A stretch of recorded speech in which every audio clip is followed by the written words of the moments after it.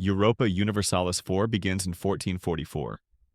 Players can control almost any nation on Earth, from great European powers like France, England, or the Ottomans, to tiny city-states such as Ulm or faraway polities like the Aztec Empire or the Ming Dynasty. This breadth of choice immediately sets EU4 apart from other strategy games. The starting conditions are highly asymmetrical. A campaign as Austria, with its diplomatic web within the Holy Roman Empire, bears little resemblance to a campaign as Portugal, focused on exploration and colonization. Survival as Byzantium, threatened by the might of the Ottomans, is a tense and precarious experience, while playing a Native American tribe requires mastering entirely different mechanics. Paradox has spent years developing unique systems, mission trees, and special abilities for different nations. Prussia can pursue militarization policies that transform its armies into some of the most fearsome in the world, while Ming China must maintain the mandate of heaven or risk internal collapse. Japan deals with the challenges of its feudal structure and periods of isolationism. Nations in the Americas start technologically behind, but can reform and eventually compete with European powers if managed carefully. Over time, the developers added more and more flavor through expansions, giving even minor nations their own historical and mechanical identities. The core appeal of Europa Universalis IV lies in its dynamic simulation of history.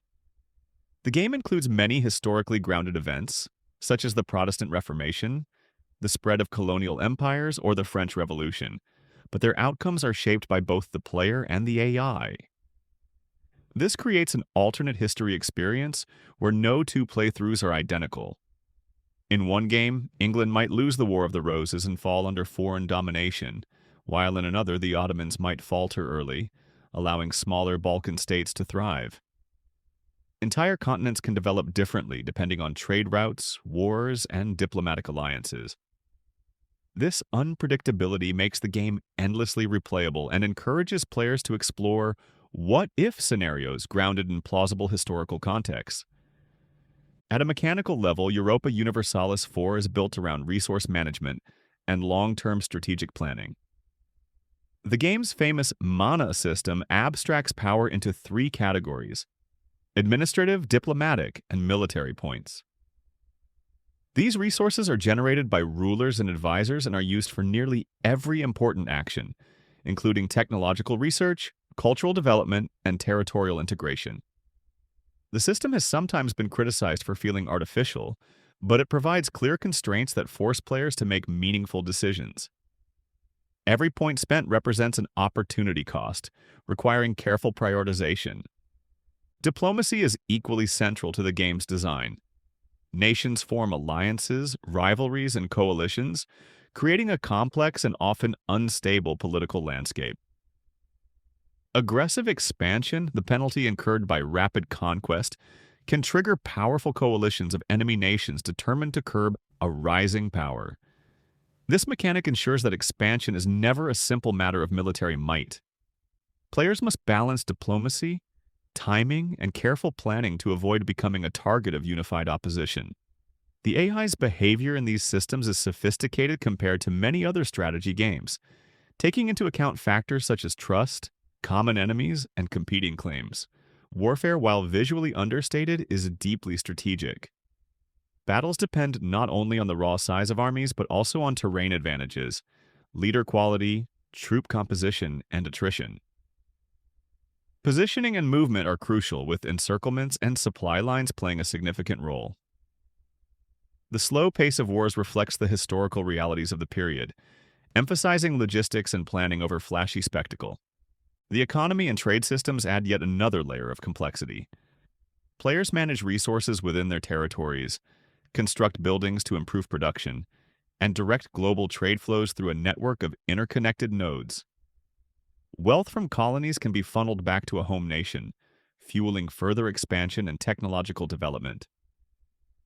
Trade thus becomes a strategic battleground in its own right, often as important as direct military conquest. One of the game's most innovative features is its system of institutions, which represent major societal and technological shifts such as the Renaissance, printing press, or Industrial Revolution. These institutions emerge in specific regions and gradually spread across the world. Nations that fail to embrace them fall behind technologically, creating a sense of global progression and highlighting the interconnectedness of early modern history. This system also captures the historical imbalance of power between regions, challenging players outside Europe to modernize quickly or face subjugation. The pacing of Europa Universalis IV is deliberately slow and methodical. Transformations occur over decades or even centuries. Converting from a monarchy to a republic, reforming government structures, or establishing a global empire requires careful preparation and sustained effort. This long-term perspective distinguishes EU4 from other Paradox games like Crusader Kings, where dramatic events can reshape a realm within a single generation. Here, true dominance must be earned gradually, and even the most powerful nations are vulnerable to internal crises or external coalitions if they overreach. Over its long lifespan, the game has been continually expanded through downloadable content. Expansions like Art of War revolutionized military strategy, while Mandate of Heaven introduced new systems for East Asian nations.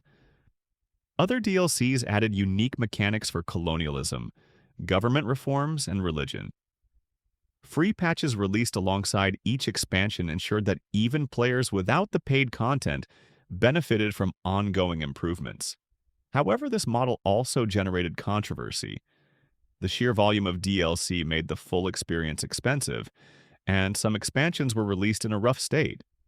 The most notorious example, Leviathan, launched with significant bugs and balance problems, drawing sharp criticism from the community. Despite these setbacks, the overall arc of development has been one of growth, with the game today representing a far richer and more polished experience than at launch. Community involvement has been vital to the game's longevity. A thriving modding scene has produced total conversion projects, alternate history scenarios, and visual overhauls that keep the game fresh. Popular mods like Extended Timeline allow play from ancient history to the far future, while others add fantasy elements or entirely new mechanics. Multiplayer has also been a major draw, with dedicated groups organizing competitive or cooperative campaigns. Streaming platforms such as YouTube and Twitch have amplified EU4's reach, with creators sharing epic multiplayer battles, AI-only simulations, and in-depth tutorials. These community-driven activities have helped sustain interest and introduce the game to new audiences. As Europa Universalis IV approaches the end of its active development cycle, attention has turned to its successor. Europa Universalis V, currently in development by Paradox Tinto, promises significant innovations. The timeline will begin earlier in 1337, covering the final phase of the medieval period and events like the Black Death and the last days of the Byzantine Empire. A population-based economic model will replace some of EU4's abstractions, allowing for a more nuanced simulation of societies and economies. Expansion will be slowed by redesigned systems for warfare and diplomacy, encouraging players to think more strategically about growth. The map will be more detailed and expansive than ever before, reflecting the latest advances in Paradox's design tools. Early previews of EU5 have generated both excitement and concern. Some players are thrilled by the prospect of deeper economic and social mechanics, while others worry about the visual design and user interface, which have been described as sterile or overly modern. The absence of clear information about whether popular features like mission trees will be included at launch has also caused anxiety.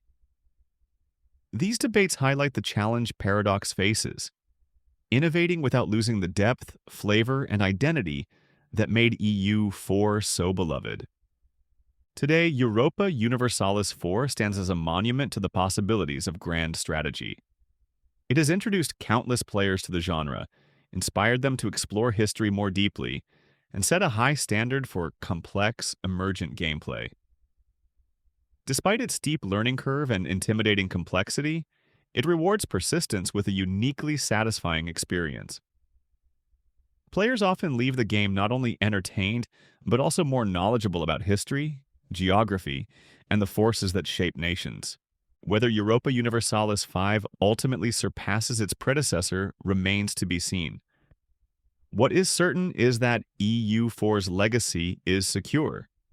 It has defined a decade of strategy gaming, demonstrating how a continuously supported title can grow into something far greater than its initial release. As both a game and a historical simulator, it remains one of the most impressive achievements in modern game design, a living, evolving testament to the art of strategy.